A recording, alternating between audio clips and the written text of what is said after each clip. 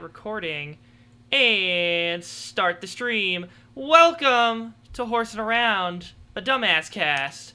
I'm your host, as always, Nick Brigadante, and with me today I have three lovely guests. If you would like to introduce yourselves. Hello, I'm Tori. That's It's all. me, the guy who shows up every week. Hey. It's me, Brayden. I know these people. Whoa! Yeah, man. So, we were just talking before the show started. You got yourself a nice little tattoo. Is that your first one? Or Yeah. That's pretty fun. Yeah, that's super dope, dude. And then if you want to explain what it is to the audio people. So it's Edward from Cowboy Bebop. Edward is a Edward's a character from Cowboy Bebop. He's a hacker. She's kind of fucking nuts. They intentionally didn't have a consistent art style, if that makes sense, for the character. So it changed pretty dramatically throughout the show. The art was as erratic as their character was. So they midway through the development, they changed the gender from boy to girl. So there's a few times in the show where they it's obviously the male version with the female voice, and other times it's a more feminine version of the character. So yeah, it's just a crazy character, and I just love the art, and I love the way the hair looks, and so dope ass tattoo. Thanks, dude. You said you were thinking of getting another one. What was that gonna be? Oh yeah, so it's Kiki from Kiki's Delivery Service. She's like a witch that delivers things, and I was thinking I'd probably get on this arm too. So my friend's friends with this tattoo, not friends, but my friend's tattoo artist that does all his tattoos works next to Michaela Botten, who's a famous anime tattoo artist. Okay. And so I think I'm gonna keep this arm just totally clean in case I ever get an opportunity to have her do stuff, because she's fucking amazing. So yeah, that's the plan. Yeah. Is the goal the full sleeve or half sleeve? Or... The goal is just to get pretty things. I got you. I can respect that.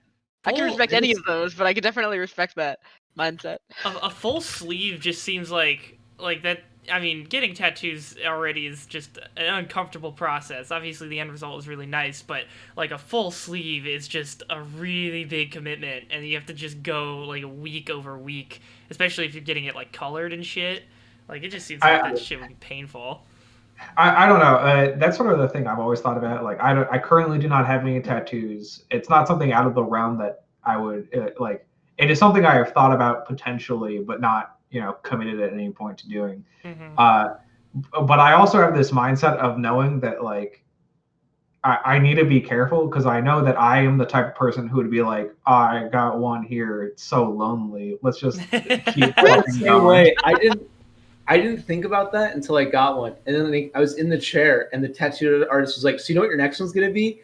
Knowing that she was knowing what she was doing. Repeat customer. Really good. I was like, once I convinced myself that this wasn't as painful as it was, I'm going to get another one. And I remember leaving the building. You thought it would be? Well, I mean, you just forgetting how painful the worst part was, and being for example, the hair, not painful at all. The goggles hurt a lot. This inside corner hurt a lot. Yeah. When all I remember is this, and I'm it wasn't that bad. That's when I'll get another one, and I'm already there. I'm already there. I was walking out of the building, and I was you can't really remember pain that well. Your brain kind of just blocks it out. It's kind of interesting. I can't really make myself feel that pain again without inflicting damage to myself. So yeah, it'll probably be again. I will say to Jacob, I said this to a couple people.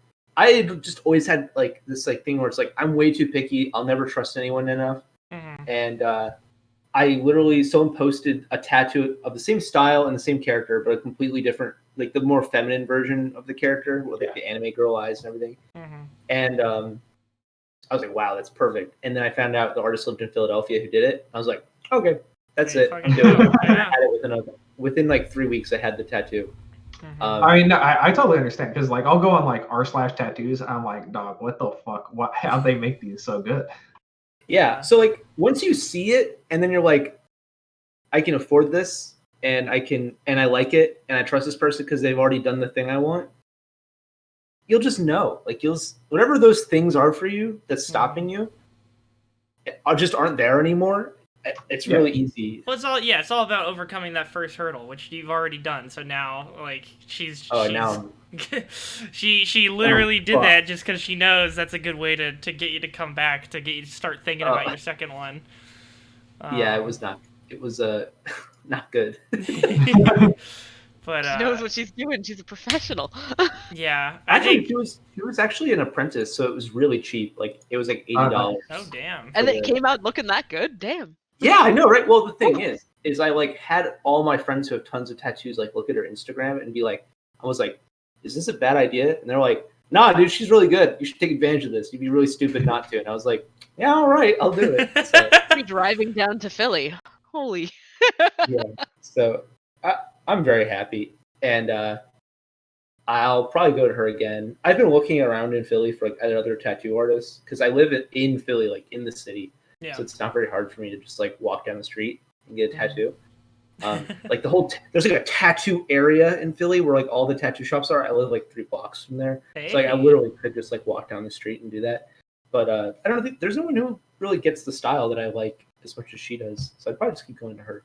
Good shit. I mean, to some extent, it's kind of the same way as finding the right barber. Mm-hmm. Like you gotta find someone who knows the style you're asking for. Yeah. Mm-hmm. Yeah. Jacob, do you have a barber? No, if you can't tell, I don't have a barber. Mainly, my last barber moved away, and then so in case you're wondering how this happened, my last barber moved away, so I was in the process of finding a barber, but it was like winter last year, and I was like it's fucking cold out. Like I don't care. I'll just let it grow a little bit. It'll be fine. And then spring starts coming around. I'm like, damn, this is getting a little long. Maybe I should cut it. And then like the next week, after I delayed that for like I set that to myself for a couple of weeks, like I usually do. And then those couple of weeks turned into Governor Ralph Northam being like, hey, it's March now, everyone shut down. And I'm like, fuck. And yeah, I haven't been comfortable with the thought of going to a place where I'm standing next to someone for an extended period of time as they operate around my head, and I'm like, and I'm not comfortable with that. So it's interesting. Because like when I was getting my tattoo, they like because of COVID, there's like a lot of things they did, I guess. Yeah. But the really big one was I just had to wear my mask the whole time, and thankfully I work a job where I'm in public all day, so I had to wear my mask anyway. Mm-hmm. So like it didn't bother me at all that I had to wear a mask for like 5 hours while having needles put in my body. But I could see that being not the best if you aren't used to having a mask on all the time. Well, I mean, I have a mask on all the time when I go out, but it's one of those things where it's like basically my life is the house and then the grocery store. Oh, this should be way closer to my. I'm sorry for the poor water. You're fine, dude. Sorry. Basically, my house, the grocery store, and that's it. Like, I don't go places because I'm like, no, like. Yeah, I feel like that's like the problem and good thing about COVID. COVID is you don't have to go places. Like, for my birthday, I didn't have to like go visit family. I just stayed home. What this year? But at the same time, yeah. I mean, no, I agree. Like, I'm sitting here going insane because all I've done is gone to the grocery store and this house, and I'm like, man, I would really like to, I don't know, eat somewhere. I did that today. I was very irresponsible. I watched that guy who does food reviews, and wears like a tie. You're gonna report of the week. I watched a Buffalo Wild Wings food review he did from like 6 months ago, and I was like, Philly just opened up indoor dining, and there's a Buffalo Wild Wings 45 minutes away. So I went to Buffalo Wild Wings. 45 minutes for I drove 45 minutes to Buffalo Wild Wings. That's tragic. I was one of 3 people. There were 3 tables of people in the entire building, and this like Buffalo Wild Wings. Yeah, It's Yeah. big. fucking massive. So I felt like less guilty than maybe I normally would. Like I go to work every day at a grocery store. Like You're I'm way more fucked at anyway. risk there than you are at that. Sitting alone in the corner of the Buffalo building at a Wild- fucking Buffalo Wild Wings. Was it worth eating it, my Braden? fucking chicken. Oh, Was- absolutely. I Buffalo Wild Wings is like my business location. Like when I need to do business, I go to Buffalo Wild Wings. Like if Remind my me friend never to do business with you. yeah, that's fucking fair. Like I was telling my friend Mike, who I do like magic events with when the world's not on fire. Like when we get back together, the first thing we're doing is we're going to Buffalo Wild Wings and we're gonna meet up and fucking eat some wings and plan events. I had the chicken tenders with honey barbecue sauce. Holy shit. It was like $13 for everything, which like sounds like a lot, but like I live in Philadelphia. That's just what fucking food costs. Like, oh my God. I guess I had a tip too, but, you know. I cannot personally say I have enjoyed much of Buffalo Wild Wings chicken offerings. However, their fried cheese curds are to die for. So I will give them that. That's fair.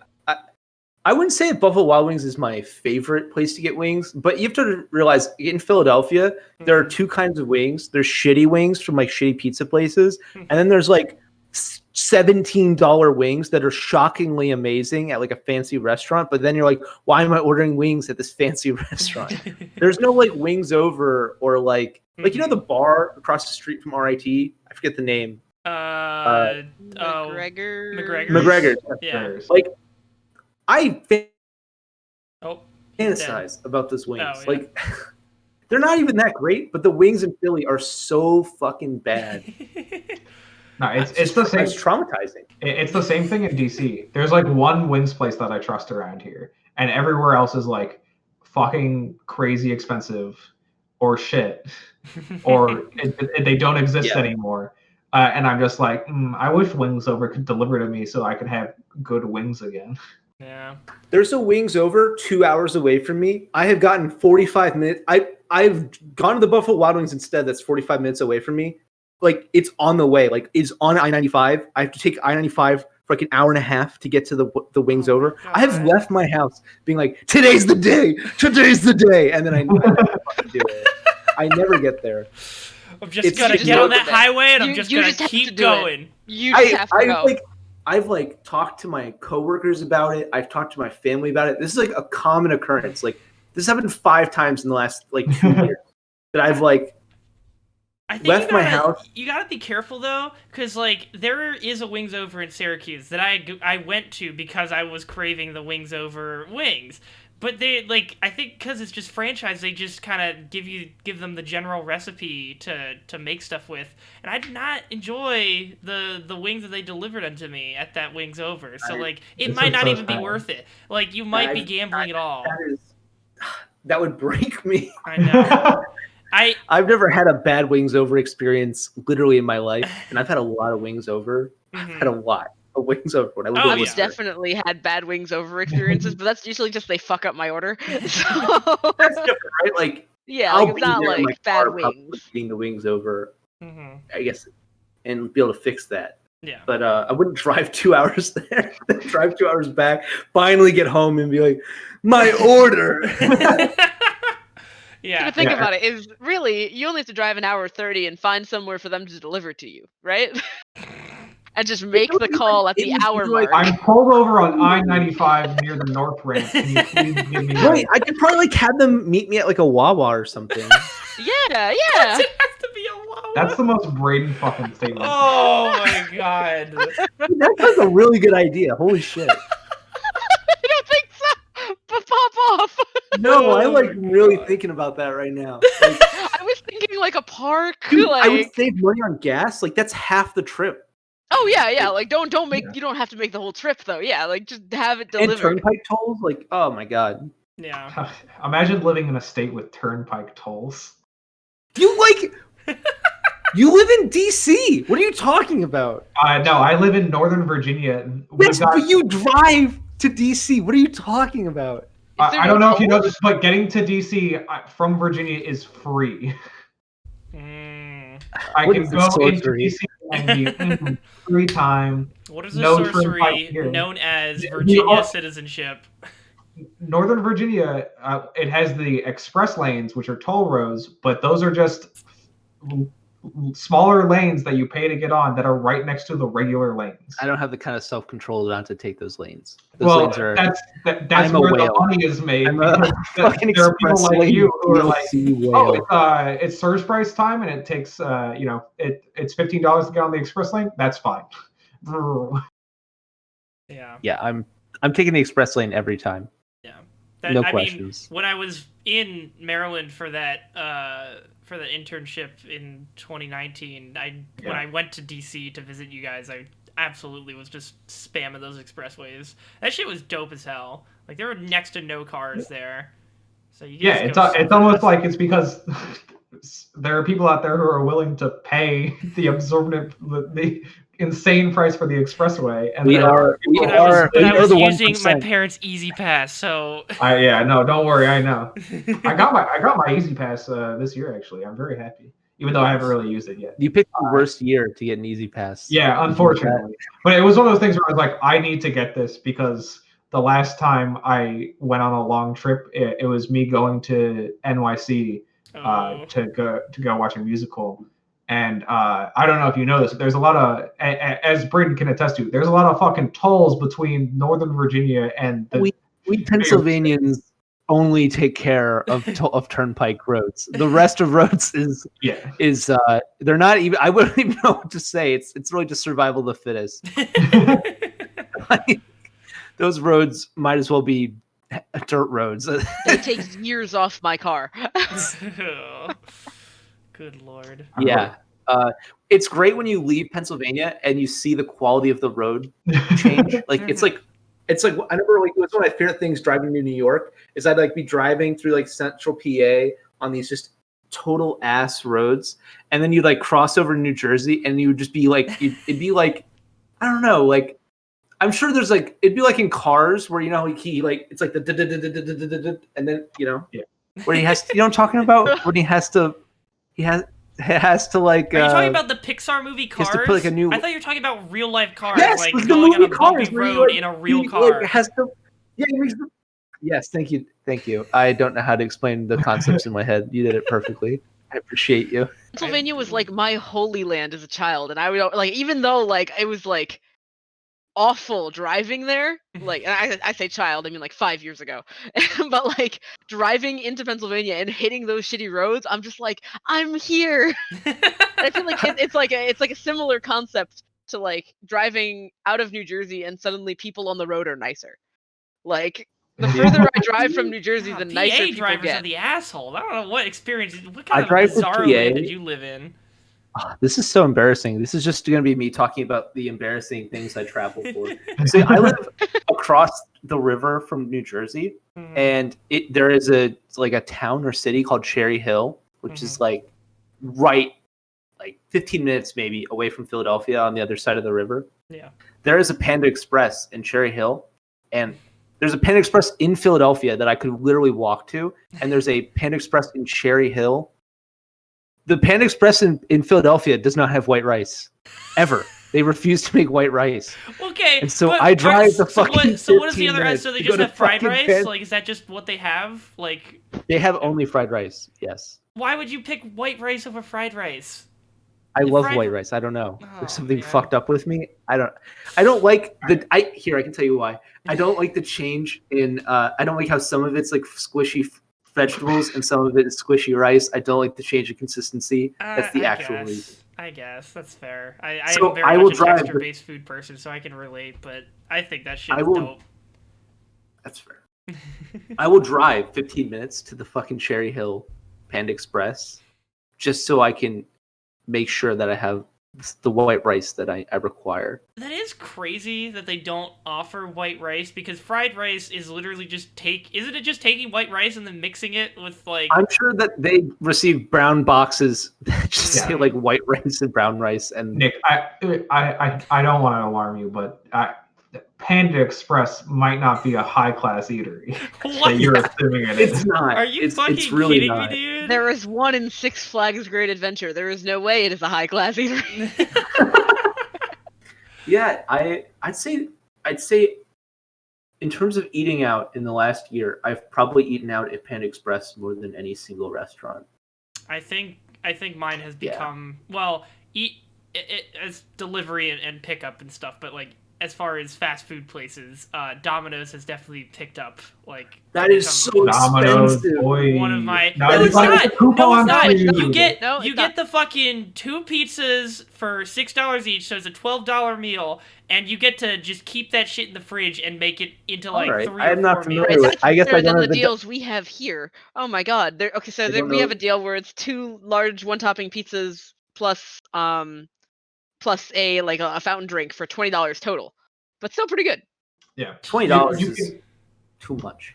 Too much.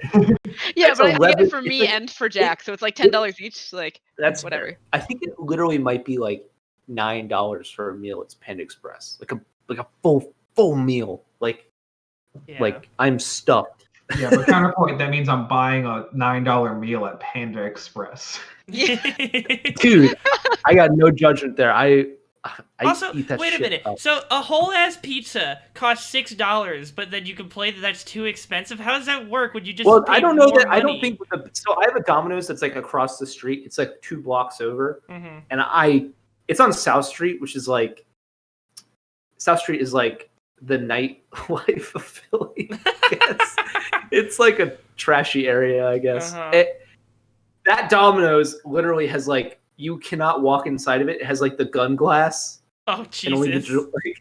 you have to pick up there. There's nowhere to eat. There's nowhere to That's- stand. Like That's it is part of just- the Domino's experience. Yes, bro. Really? exactly. It is safer than a bank at this Domino's. I don't think that Domino's offers a 2 for $6 or shit. whatever. I should have meal. said something when while we were still at the fucking Wings Over stop, but I will say it was pretty interesting that the Wings Over that's in Syracuse is operating inside what used to be a bank. So it's literally like the exterior of like what used to be an old-timey bank. Well, and they then, gotta like, protect just, the secret formula in there. That's where they're keeping. they just have like Guys. a drive-through window on the side that used to be where you would get fucking like money orders, and they just hand you either the wings through there. I will. If we're talking about crazy Wings Over locations, I know Tori's familiar with this. The Worcester Wings Over location The Worcester is in Wings Over the location. deadly intersection in like the United States. What? I It is a- literally It's like cannot. 7-way intersection. So like like there's like a 4-way intersection, right? So there's this way, this way, this way, this way. This is like a 7, 8, or 9-way intersection. That's like one of them is the exit of a highway. The other is the entrance to like the to Wings next Over. highway. Bro. Oh yeah, there's the entrance to the Wings Over. There's the entrance to the highway. It's Just really- Is there make even a any fucking lights? I don't even think there's roundabout. no stop signs. There's no There are- stop signs. There's There's no no lights. stop signs.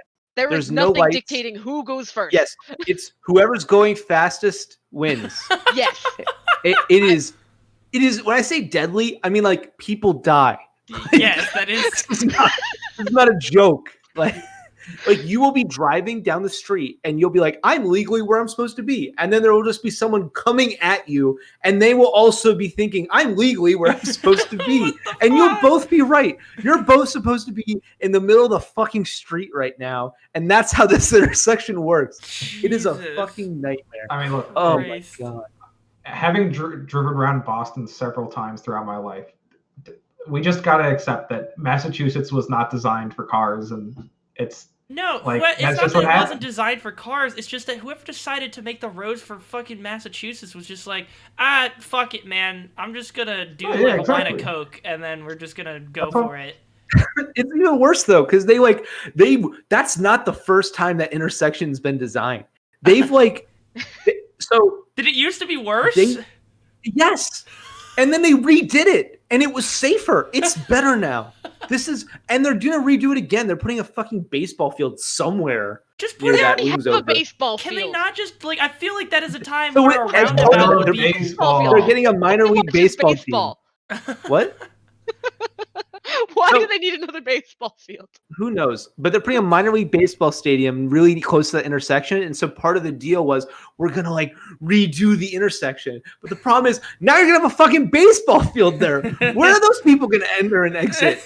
How is this gonna work? It's gonna be even busier. As it's like legitimately one of the busiest streets in the city. It is insanity. It does not make any sense. And there's a Wings Over right there, so I drove there way too often because I love Wings Over. That sounds like a time where we should fucking just cave in and accept that the Britbogs got it right, and we need to just make a roundabout. Like, why the fuck do you have a 9-way intersection? That was the solution. Okay, thank you for saying that. They were going to have 3 roundabouts that roundabout into each other, and that was the solution. But nobody wanted 3 roundabouts that roundabout into each other. But it's gonna be safer. Yeah. It's gonna be safer than a fucking 9-way intersection. Like, as confusing as that will probably be, that'd probably be safer than a 9-way intersection. I don't like change. I'd rather innocent people die than me have to live through change. Just get good. This is Darwinism, survival of the fittest. Oh my god. Do you guys have anyone in your family who that's like their response to COVID? Yes! Well, no, that's my dad's response to life, actually, and it's driving me. I am a person who's like in my immediate family who is like, they'll die. That's how Darwinism works. I'm like, what if I die? What if you die? And he's like, that's just how it works. It just is how it is. Yeah.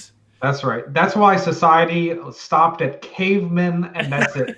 We went no further. We would never. We would not tempt nature like that. Why don't we invent clothes? We should just all freeze to death. Unlike all 3 of you, I believe I'm in school right now. Are any of you still in school? Tori's in you school. Are okay. Tori, me and you are the students here. So.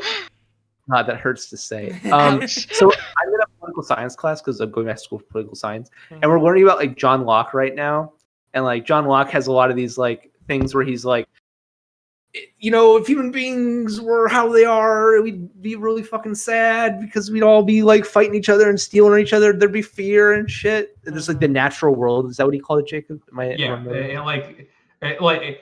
main debate is about like what is the natural state for a human that a human being exists in. Like, I feel like some of these people with COVID, they're like, I'd like to return to the natural state where we all just steal each other's shit and die sometimes.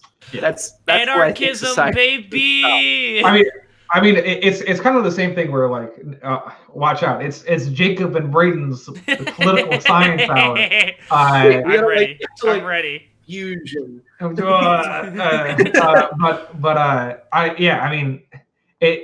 Funny enough, the stuff that like Locke talked about and all of this natural state stuff is like stuff humanity has been having to deal with, because who knew that there were assholes throughout humanity this entire time? Because like in Plato's Republic, there's a classic story about like, what if you got a ring that turned you invisible? It was like, one guy was like, well, I would just kill everyone I didn't like and steal all their money and sleep with their wives. And then Plato was like, I mean, sure, but that kind of like sucks. Bro, you need help. No chill. Everybody just stops and stares at that dude, and they're just like, all right. You can't stare at him, he's invisible. Yeah. God damn it, Brandon. Get with the program. But that's like a classic, like a very classic ethics conundrum of like, if you had the power to, you know, like ascend above everyone else because of something, like, would you inherently use that power for good or bad? Yeah. As a default human being, would you end up using that for good or bad?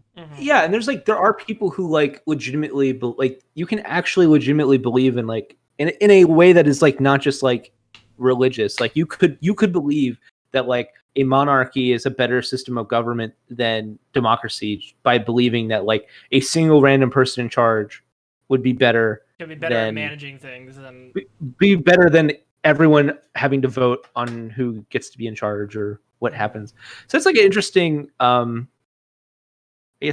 interesting debate or thought or just question about humanity, right? Like, are we better in mass or are we worse in mass? I think generally we're probably better in mass, right? Yeah. I don't know. I like, for me, I'm like, yes, better and mass. Yeah, but I mean, like, you don't have people strong. You can't. So like, you can't have a Capitol building without society coming together. Then you can't also have a riot in the Capitol building without people coming together. So it's really it's a difficult column question. A, a little column B. You know, everything has two sides to it, and all that jazz. I know we've had this discussion before, but Braden wasn't on that one. But like, there's just something really surreal when you're just sitting in your home, being like, "Wow, today's been crazy," and then you just get the alert on your phone, like, "Hey guys, remember, don't go out after 6 tonight." And I'm like, "All right, fine, bye." Do you know what Jacob, like, if you're okay having like political discussion, we've already had a ton on here. It's all good. I would think, like, do you have like certain I have a topic I want to talk about, but do you have like certain topics that sometimes you're just sitting in your room or in the shower and like you're just thinking to yourself and you're like, wow, that's really fucked up. Like, do you have any? Like, I guess you need to be a little bit more specific. Like, I do have like shower thoughts where I'll be like sitting and I'm like, this aspect of society is kind of whack. Yeah, I think a lot. What comes to me a lot is I think about property ownership and like how like here we go. Yeah. So like you like one of the best ways to create like cross-generational wealth is to purchase, like, get a loan on a house, then pay off that house during your whole lifetime, and then your kids inherit that house. Yeah. Right. Under this idea that like first of all, it's like a savings account. Like, just by putting the money into a house, like it's like savings. And then also, like, assuming that the housing market is generally good over the course of like generations, the house will go up in value, at least which with it inflation. typically will. Yeah. And then you think about how like it was very hard for people of color to get loans, and then the houses they bought became worth less because they lived in them, and then they became worth even less because the neighborhoods would go to shit because people would leave them. And then the housing values would go down, which would, kind of be like a cyclical problem. And then like I just think about that sometimes, and it's like, wow, that is like, how do you even? That's racism, baby. No, but like, it's not just racism. That's like systematic. Like that's when people talk about systematic racism. It's like, no, system means there's a larger, like, it's not a like. Or like it's like, well, we're not racist. Like, let's pretend even. Like, obviously, people are still racist, but like, even if we were all, are you telling me that Joey today, got into office and racism wasn't no more? Is this what you're trying to convey to me right now? I'm just saying, like, if we woke up tomorrow and just somehow everyone stopped being racist and everyone was just like egalitarian in their head, okay, you still wouldn't. That would still be a problem. Yes, like the fact that like you have these like large swaths of the population who are just generations behind in assembling wealth. Yeah, recovering from that would take generations because it's been Is it even recoverable? It's like through entropy. It would be like that would only fix itself through just like people who are wealthy accidentally becoming not wealthy, and then people who aren't wealthy just extremely, incredibly unlikely. Like it's entropy. It's not even that. Like, it's at least in my idea of it is like the only actual solution for some of these things were for them to not happen in the first place. And now the best solution is to come as close to undoing the harm, which can never truly be undone, but rectifying like as best you can. Like, given where we are today as a result of things before, because like Braden was saying, like, it's a multifaceted problem. Like, that's why I, like, me personally, as someone who has taken economics as his field of study, like, I get really miffed when people are like, yeah, if we just solve the money problem, then we've solved the problem. And I'm like, no, dude, this is the problem is that like, economics is the intertwining of society and, the economy, and like, you can't, and like finance and finance and all of these other aspects. Like, you can't, both of these things are intertwined, and you can't ignore the other one. You can say one will alleviate part of the other one, but you cannot say that quote getting rid unquote of one solving gets one rid of aspect all of the it other. gets rid of the other one. Yeah. Like, I had a guy on Twitter like reach out to me. I said like I tweeted out something that was like sometimes I just think about like how fucked up things are, and I just get distracted by it. And he was like, well, what's systematically racist? I brought up exactly this, and he's like, well, I was trying to change your mind, so I guess I'll stop. And it's just like blew my fucking mind. Like, this is not an opinion.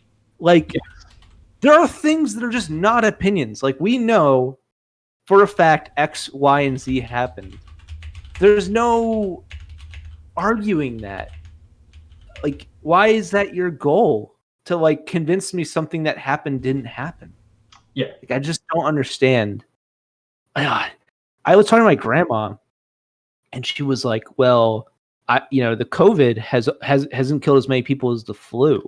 And I was like, that's not true. She's like, we can agree to disagree. I'm like, no. And she's like, well, then we can disagree. I'm like, no, we don't even. I don't even disagree with you. I know you're wrong. Yeah. In an objective way that is measurable, and I can show you why you're wrong. That's not a disagreement is when we see things differently, and we're like, we have reasons for why. I guess like I even see things when we have different answers to the same problem, right? That's like a disagreement. But you're seeing different We are facts. looking Like she accepts one thing as fact, you accept different things as fact, and therefore you can't. There's one reality. Someone here is right and wrong. Yeah, and like, she thinks your reality is just incorrect because she thinks I said something really stupid the other day. I was like, I bet we could pay for healthcare in the United States if we didn't get in so many wars. I looked it up. The cost of war in the United States is like not even close to healthcare. It's like I was shocked. Like, healthcare is crazy expensive. Like, I was totally wrong. I mean, obviously it'd be easier to afford if we didn't get into any wars. But like, if you look at the cost of the Afghanistan war, it's like it's about this over the course of 15 years. The first 15 years, it's like the same price as like 2 years of U.S. healthcare. I'm pretty sure. What do you mean by U.S. healthcare? Like, what is that? Yeah. Like, if you just took the same costs today, and of course, like if there was universal healthcare, the cost would lower over time for like reasons. Yeah, but do you mean like all operations and surgeries? If you took the amount of money that like years? American citizens spent on healthcare in 2017 and 2018, I think. Yeah. That would be the same cost as like the entire Afghan war from like 2001 to like 2016, I think. Well, I mean, it goes back to the whole root of the topic, which is just like, what is the price you are willing to put on your own life? And the price is usually unlimited. Infinite. Yeah. Yeah. Have you seen the Wendover Productions video about? Have you seen the Wendover Productions video about like healthcare? No. That's like his whole point is that like healthcare doesn't make sense as a capitalist. Like it doesn't make sense for capitalism because the market can't properly evaluate. Like the market is incapable of correctly determining the value. You and I cannot correctly say, yes, open heart surgery is worth exactly this much to me because I would pay any cost for that open heart surgery because the option is just never being able to purchase anything again and never experience anything. It's that, and there's also an aspect to it, which is information asymmetry and what type of good you are purchasing. Like, you cannot know how valuable that is to you of that heart surgery until afterwards.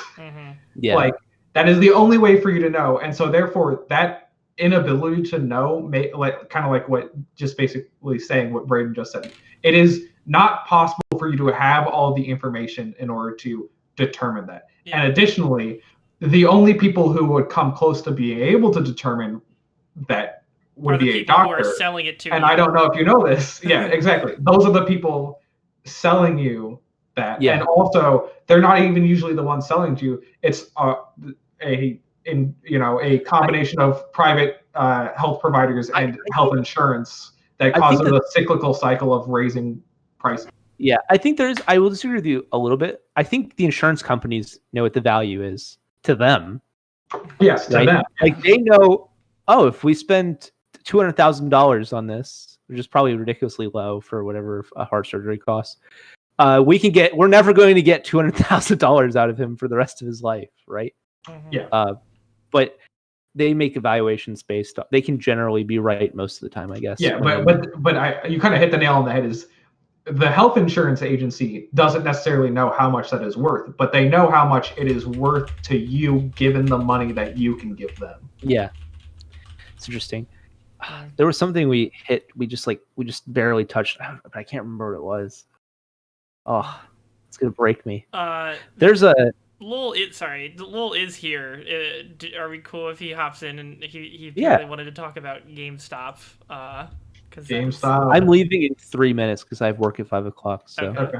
Oh dang. All right. All right. Hello, Lowell. Welcome to the show. yeah, what up, Will? Lowell, are you there? This one. Nope. There you are. Hello. Hello. Whoa! Yeah. So I didn't really read what was going on other than something about GameStop stock. So what is this that you wanted to discuss? GameStop stock has gone up 2,000% since April. Yes. Why? It was $3. It It's now $75. All right. So in order to talk about this, you need to have to understand how financial markets work. But also you have to understand that this kind of stuff proves, as you will learn very early in economics classes, that economists like to, especially early on, you have to assume that people are rational. Now, in later economics classes, they tell you, hey, all that stuff about people being rational is a lie. And this is one of the instances which proves it, because Wall Street Bets exists, and they have no rationale whatsoever. They just say, numbers go up. It's Hey, so hey, stupid. the rationale is numbers go up, money, money, money, money, money. Exactly. That's the Wall Street rationale. Bets, yeah, like they're making money. They are making money. Yeah. My favorite. Yes, article, the price of Bitcoin is doing really, really My well. favorite- My question is, how do we raise the price of Dogecoin? My I have favorite quote from too the many article stocks is in that. literally just We're not. like, Currency is a different problem. Currency's got its own issue. Oh the my admin God. just said this is one of the few times that everybody on Wall Street Bets is making money. Yeah. Oh my I mean, God. so basically what's happened is that a bunch of people assume that GameStop's going to collapse. So at least this is from my understanding of a very short read of an article. I could be slightly buying misinformed, shorts. but my understanding so far is basically everyone assumes, GameStop's going to fucking implode. Yeah. Because I don't know if you know this, they're GameStop. So a lot of people bought shorts in the stock. Now, what a short is basically betting that the stock price will go down. If you've watched the film that I like a lot called The Big Short, that's about a bunch of people buying shorts on the housing market, which is basically saying, I bet that the housing market is going to go crash. And when you buy a short, you're basically, it's, all right. It is basically, in the simplest terms, like I said, it is just, I think this number will go down. I will get money if this number goes down. So how does that in the turn value help? of my short goes down or goes up when the stock price goes down, and the value of my short goes down when the stock price goes up. So can I predict currently, how this turns around? GameStop is experiencing a situation where a lot of people have shorted it. Yeah. But also not necessarily like it's already so low. If people bunch of buy shorts, like you're going to see a lot of people go, oh, okay, a lot of people are buying shorts. That means not many people are buying, the stock itself. I'm going to You're gonna buy low since everybody You're else. gonna buy so low, basically. Basically, it and generated. artificially According to hikes what up the price. So because a lot of people are betting against it. Right. Weirdly, According to Mad Money, they've been shorted like 140% of the available stocks. Jesus. Yes. So like the attention that shorting it. Good luck with what, Braden. Oh, you heading out, Hi, Braden? Brayden. All right. Yeah, Thank you, I'm sir, heading for out. stopping by. Yeah, have a good one, guys. See ya. See you around, man. See ya. So the attention that the shorts garnered for the GameStop stock then in turn meant that more people were just going to then try to get it while it was low, so then it would possibly come back up, right? Is that how it kind of broke down. Well, the problem with the GameStop stock as well is the problem is that you can't tell who's buying it for the meme and who's buying it because they think that GameStop actually has a chance. It Because is just being bought. GameStop has quote unquote revitalized itself. But I don't know if you know this. GameStop's a brick and mortar store primarily, and brick and mortar stores aren't exactly doing great because every place is fucking shut down. So that's the problem. Is you can't the non-meme reasoning for buying stocks is because like the founder of Chewy.com like got like enough stock in the company to get onto the board, and he's like trying to refocus GameStop in a more e-commerce direction. Which is why like people who aren't on r/Wall Street Bets were like, oh, maybe I'll buy some stock. And then r/Wall Street Bets is literally in and of itself a pump and dump scheme now that there's so many people on that fucking subreddit that they just went, we're buying games. And I mean, I almost well, we cannot hear you. We have completely lost you. I think you're there. You go. Oh, wait. Yeah, so oh, there. Okay. You're like coming in and out. It's like the pickup is like really weak on your. No. It's even worse now. It's worse now. The mic is down on my mouth. Are you better? Okay. Right. Yeah. Yeah. So essentially, because r/Wall Street Bets is a pump and dump scheme in and of itself, because there's so many people on that fucking subreddit, they saw people buying GameStop, and a lot of people shorted to GameStop, and they went, we're buying GameStop, and everybody started buying GameStop stock, which made the price go up. And all the people who had shorted it before still had those shorts. Somehow that also affected the price and makes it go up faster or something like that. I'm not actually sure about that part. Yes, I almost appreciate the creation. Like, even though the people on r/Wall Street Bets are objectively insane, as any financial analyst will tell you, I almost appreciate Wall Street Bets for what they have done by demystifying what the stock market is. Because a lot of people go, oh yeah, the stock, like, I don't know, I need like a financial advisor to understand it.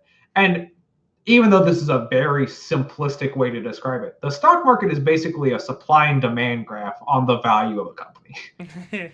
That's basically what it is. Yeah. And it's not that hard to understand. Like it's just based off of how people see a company for the most part, and it can be easily manipulated. like you're not supposed to technically like become a small oligarchy on Reddit to determine the value of goods and services in the stock market. But that's what r/Wall Street Bets did. The difference is that like a real oligarchy would, coordinate in order to maximize profit. But these guys are just crazy. Like they do coordinate sometimes. Yeah. I mean, yes, but it's not the same way that OPEC coordinates to the price of oil from Middle Eastern countries. It's more like you do not want a subreddit self-described as if 4chan found a Bloomberg terminal to be fucking OPEC coordinated. You don't want that. I mean, I agree, but that's the point. Is like, I mean, it's almost the same thing. Like r/Wall Street Bets would be a lot more dangerous to the stock market if they weren't insane people. Like, and that's the thing is like. There are so many people out there who enjoy the self-fellatio. Like, well, I don't know if you know this, but I trade stocks. And it's like, all right, dude, cool. And now it's like, yeah, all right, you trade stocks. So does every So does everybody with an iPhone and the Robinhood app. Yeah, exactly. Yeah. Like, I appreciate them for that, and like they've taken the seriousness of the faux seriousness of Wall Street, just shredded it. Yeah, and I love that. Like, just get those guys off their high over horse. time. I think that's just kind of been a slow march. This is just a very big explosion of this kind of trend where like the fucking, I remember back in college, people were, I think Praded was like peddling the fucking Robinhood app for like the stock Yeah, he trading was. stuff. That's why I have it. Yeah, and I have it too, and I haven't touched it ever, so I don't think I've made or lost anything, because I think I got the free, like the one free stock that you get for signing up, and I have never touched the app since. So Was it GameStop? no, it was not GameStop. I think it was like Ford Motor Company or something. Yeah, I think I have that one too for my free one. But yeah, I'm baby. I don't know anything about stocks. Right. But I was thinking, after COVID is over, people are gonna want to go on cruises and airlines and Disney World. So I just bought a bunch of those stocks, and I'm gonna hope those are gonna go up. That is a logical way. Yes, Tori, congratulations. You now have the same logic used by financial analysts getting paid 6 figures a year. Beautiful. Whoa! Step 2, you have to write a like 1-page report. Put that shit on r/Wall Street Bet. If they bite, you're golden. It doesn't matter if people actually go on cruises. As long as they start buying the stock, you're making money. The other thing about it though is it also hits at the perfect time where, like, I don't know, there are so many people out there who are like, yeah, dude, the stock market is a reflection of the economy, and it's like, yeah, congratulations. Now everyone who didn't go out and take an economics class understands that the stock market does in fact not reflect the economy. They don't give a shit. The Dow Jones has gone up this entire time as everyone is starving to death. Yeah. They do not care. Is it insider trading if you... So, like obviously, you can't make any trades. And you can't tell people to make trades based on, you know, the decisions that your company is making, yada, yada, yada. Yes. But if you make a Reddit account and just... regardless of what your company's doing, just start telling people to buy in fucking like is that insider trading? Because like you would not. Your company wasn't making Your company wasn't making any decisions. You just went buy stock. Yeah, as someone who knows federal IRS officers, they would be very upset with you for doing that, and they'd come and take your money. Yeah, they would definitely be like on our Wall Street Bets to do it. Well, even if you were just doing it on a whim without any actual like basis on knowledge from the company, just because that knowledge is in your brain somewhere, federal prosecutors are going to be like, you had insider knowledge. Elon Musk was literally like, I don't know, I think Tesla stock a little high, which intentionally crashed the Tesla stock so we could buy more, and the fucking FCC was like, all right, bitch, something's gonna be done. I love society. It's fucking it's a shell game. Do that, though. Well, you cut out for a little bit. The Mad Money Man could do that though, right? I mean, but he can't like Kramer will tell people what stocks he's involved with, but it's not his company. If you have a company and then you go out, you're not saying words now, Wool. Wool is broken. Yeah. If you're attached to the company in any way, you're still no fucked. words. I'm just saying that this whole like r/Wall Street Bet seems a whole lot like fucking pump and dump schemes and like insider trading, but nobody's getting mad at that. It's not. So it's not insider trading. Well, we don't know if it's insider trading or not, because who knows? Maybe there's a CEO on there who's like, yeah, Coca-Cola, woo. You / fucking throwaway 69 69. Yeah, maybe 69 Takeshi 69 is actually Reggie the entire time, and that's how I was making the GameStop money. But like, in actuality, if you're found out to do that, then yes, the FCC will show up and be like, or the FTC. I keep saying the FCC. The FTC will show up and go, sorry, sir, give us the money. In theory, would they then have to go through my entire Reddit history? Yes. I mean, it depends, but they would probably go through. Could I make them go to some fucking weird subreddits? If I intentionally started browsing some weird subreddits and then started doing that? I mean, I'm gonna let you know. What a meme! You could do that to meme on the federal agents who are going to come and take your tax money, but in the what's it the Secret Service file, they have Don Mulaney because he made a joke about killing Trump on SNL. He was like, yeah, like Julius Caesar got stabbed. It'd be cool if we brought that back. So they had like an investigation on it, right? Mm. And they literally just printed an article talking about it. So there's a page in that is just a full page with no article of just like hot women in your area. Yeah. That is in the fucking file. I mean, theoretically, if there was a file that says hot women in your area, they would probably open it up to see if there's any financial records in there, but they wouldn't like be like, oh yes, this is all pictures taken from illicit websites of hot women in his area. This is not relevant to the investigation. Yeah. But yeah, like I think, like, you know how travel agents used to be a thing for like taking vacations and stuff, and they still exist, but they're like to a much lesser degree now because the internet exists, and so people can just book flights and shit online without like super like any crazy hassle. I think the same thing is just happening with fucking Wall Street and like financial stuff.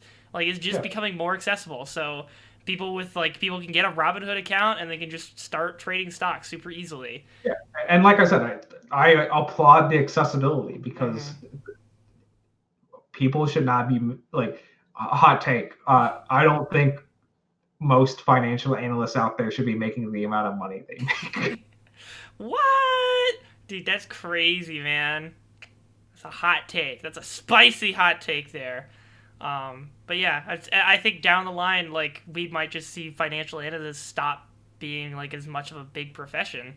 Like, it's probably just going to be something they'll still exist because people don't know how to take care of their money. Yeah, people like, especially on a smaller scale, like, yes. Yeah. You, like, financial analysts will always exist because, you know, even Joe Schmo would like to ask somebody, hey, is there any way I can get out of the IRS taking money from me? And if I was a financial analyst, I would say, please pay your taxes in full. I don't care. But that is why I'm not a financial analyst and I'm an economist.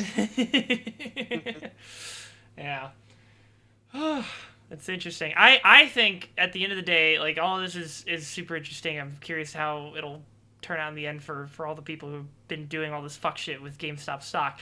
But I'm curious if GameStop, the company, will be able to use this to actually, like, extend its life support and maybe actually come off of it after this pandemic's over. Because, like, not even a chance. No chance. Yeah. No. Damn. All right. That last one was saying no in French. Oh, okay. Interesting. No, the answer is that they will. The heads of GameStop will probably continue doing what they've been doing. Let's see how long we can take this thing. But also, like, if it goes under, we'll just break with our giant going away checks and finish looting this thing for all the money it's got left in it. It's just sad because, like, I don't know. I don't even armful for Funko Pops. I don't even have that great of a fondness for GameStop. Like, yeah, I got games from there as a kid, but, like, it was just a store. But, like, the ideas that they were sort of trying to say that they were, like, on the last, what I thought was, like, the death's door, last days of life support, like, efforts to try and revitalize it, where they were trying to turn it into, like, like a fucking, like, a small,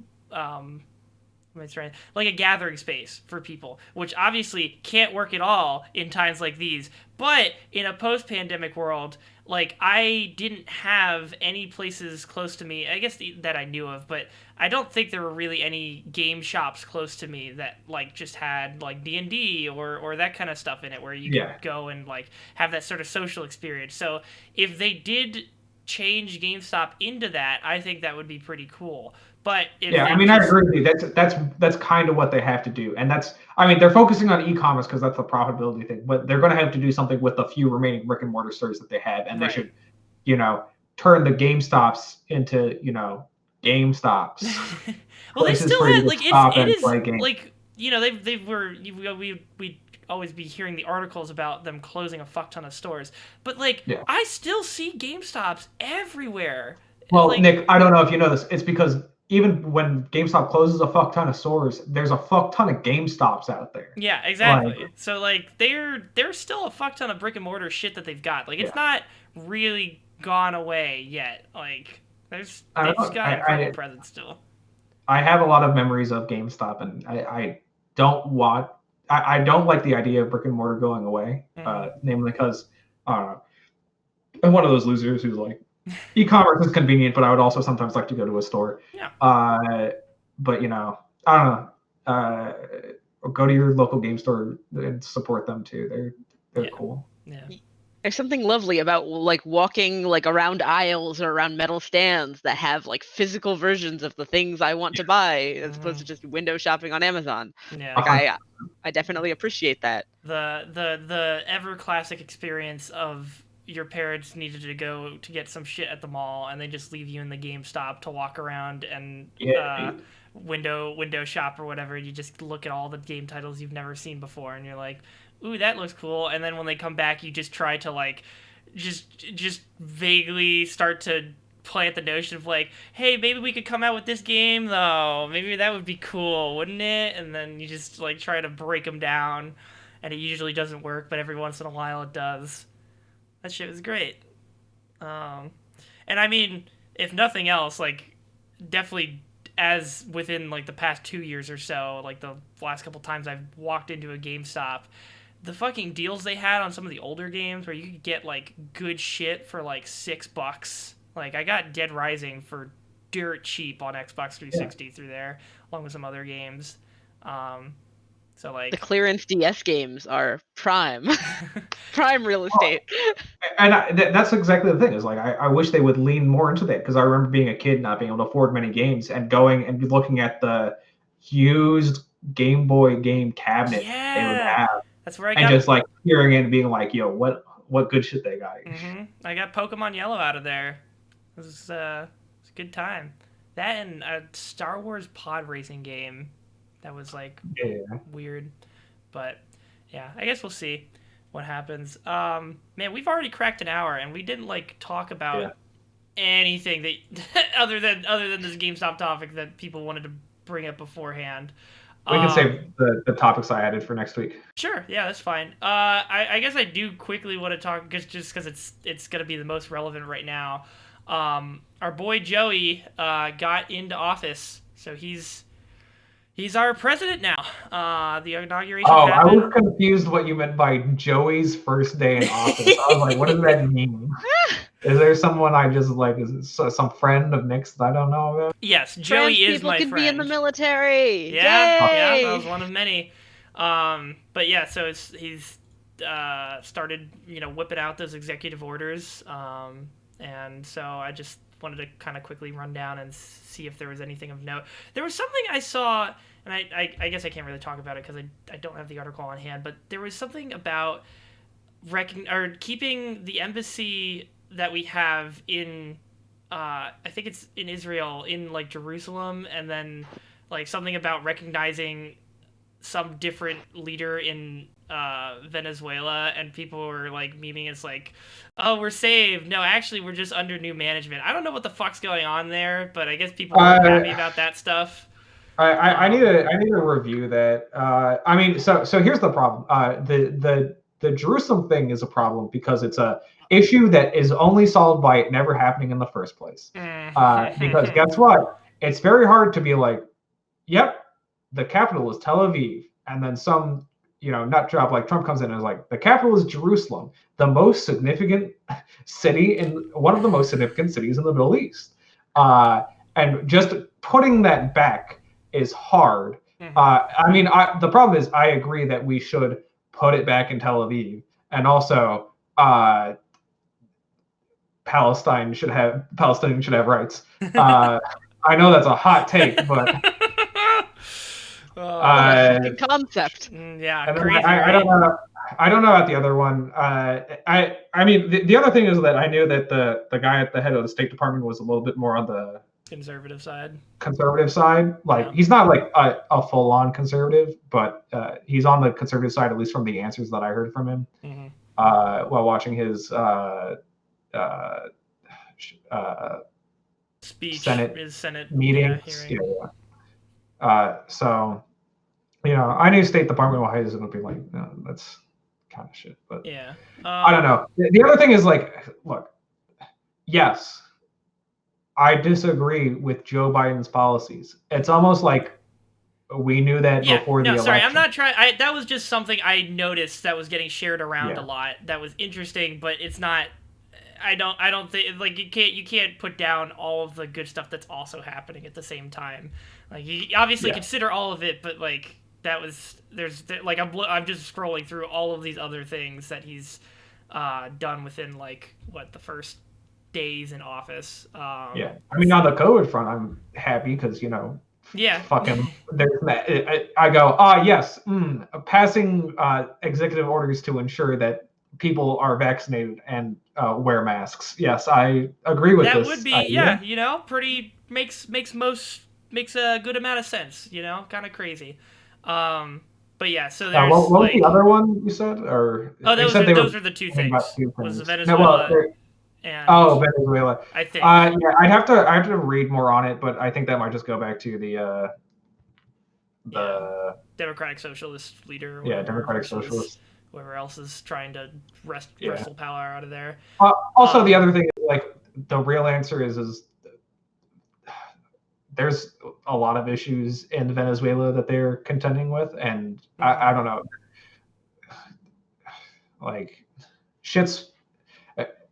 At least from what I've read and / been told about the two prospective leaders in Venezuela, shit's like there aren't really that many great options in terms of shit's kind of fucked right now, so to speak. But just to quickly go through some of the other stuff that's on here, no more border wall, hooray! I honestly kind of forgot that was still even happening. It's kind of insane that was happening at all for 4 years, but I guess it stopped now, so that's good. Undoes Trump's expansion of immigration enforcement within the United States, cool. Reverses restrictions of U.S. entry for passport holders from Muslim-majority countries. I'm just happy to see so much of just the slapping, like reset to factory defaults. rescinding, yes. And just rejoining all the shit that we left over the past 4 years. Rejoins the Paris Climate Accord. So many of these things are things that I've like grown numb to in the sheer mass of things that I disliked about the previous administration. That now seeing this list, I'm like, oh, thank God. Yeah. like that was the other thing. Like we as a Virginian, we got stiffed on the National Guard relief to the White House, not to the Capitol building, and then right afterwards they were like, yes, we are going to pay you back, and also we are going to offer more support to everyone's National Guard, because that's who is being called in to help with a lot of the vaccinating. And I'm like, yes, thank you. Yes, this is good, thank you. Yeah. Then there was the rescinding the 1776 Commission, which was just basically whitewashing Racism. U.S. history. Yeah. Yeah.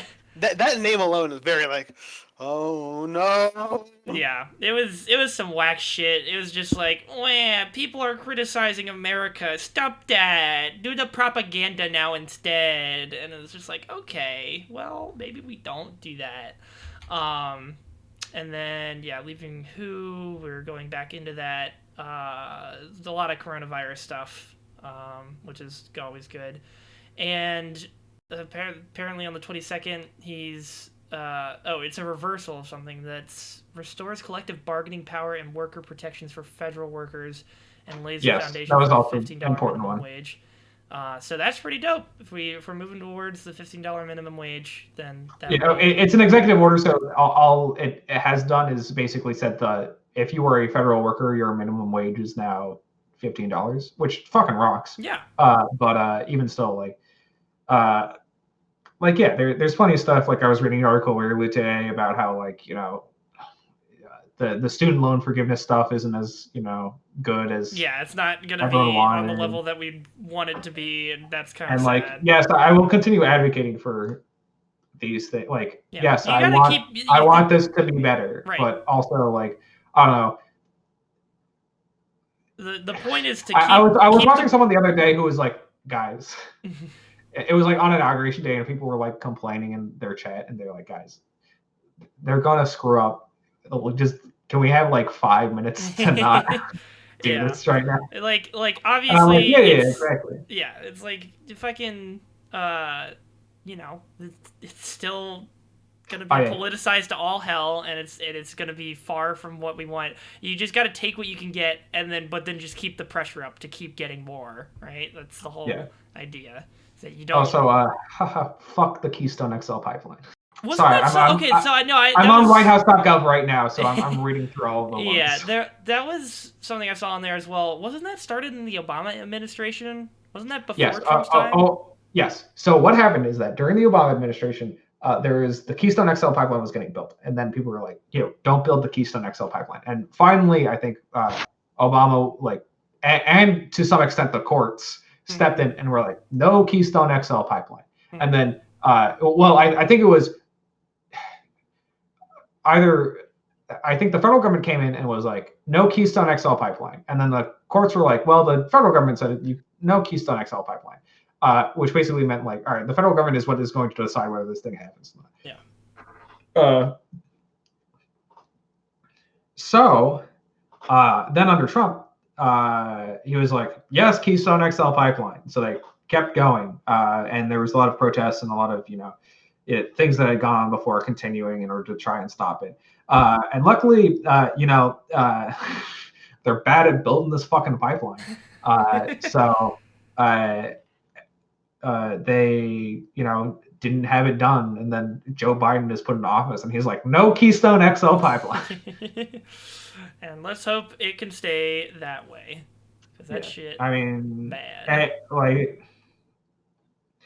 I would say, Native American rights is something that is very high on my list of issues, like not just like issues I care about, but issues I try and stay informed about. Mm-hmm. And because you can only keep track of so many issues. I feel like as it turns out, me studying economics, my very top issue is the economy and labor rights. Yeah. Who knew?